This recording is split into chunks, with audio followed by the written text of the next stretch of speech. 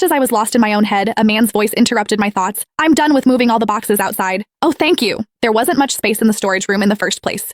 With Frederick stepping inside, it became even more cramped inside here. I took a small step back instinctively, accidentally knocking off something next to me in the process. Before I could even react, Frederick bent down and picked the item up. "You dropped this," he said, holding a black wireless bra in his hand. The thin straps hung over his fingertips, pairing bizarrely with his shirt.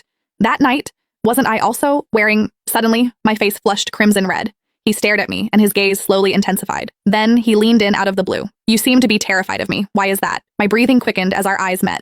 With nowhere to run, I had a brain fart. I simply answered, "Megan said you hit women." Before he could even process that, I squeezed through the gap next to him and dashed out. Megan, who had heard the commotion from outside, came over. "Hit women?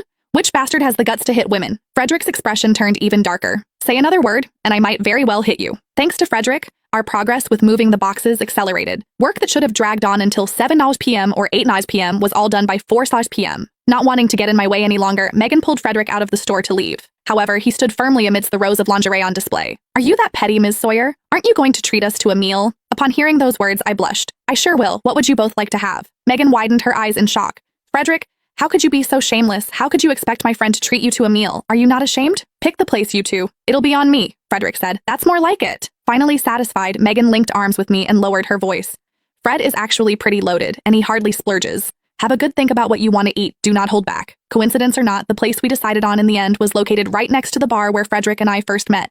Neither Frederick nor myself were the chatty type. It was fortunate that Megan was there to ease the awkwardness by playing the life of the party. However, I kept sensing Frederick's gaze lingering on me. It was sometimes subtle, sometimes not. There was also an unmistakable, searing intensity in his gaze. Suddenly, my phone rang. Megan leaned in immediately to look at the screen. "Is that Nikki? It's been a long while since I've seen her. I miss her." All of a sudden, the expression of the man across from me shifted. It wasn't until I walked out to answer the call that I heard him asking, in a low and deep voice, "Is she married?" Frederick's question set Megan off instantly. "What are you trying to say? Can't she have a kid without getting married? You really are such an old-fashioned prude." "Oh, so she's not married?" Frederick was back to his relaxed self. He leaned back against his chair and took a sip of tea. A smile was playing on his lips. "Good to know she's not married. Have you met the guy? Who is he?" Megan observed him intently. Her expression shifted gradually. "Fred, frankly speaking, that smug grin on your face is quite obvious. Just because you can't have your own love life doesn't mean you have to wish for someone else's misery, right?" Frederick was left completely perplexed. Megan added, "When Jenna gets back later, do not mention anything about Nikki's father. I suspect that she hasn't forgotten about that scumbag. That's why she hasn't dated again in all these years." Upon hearing that, Frederick gradually wiped that grin off his face.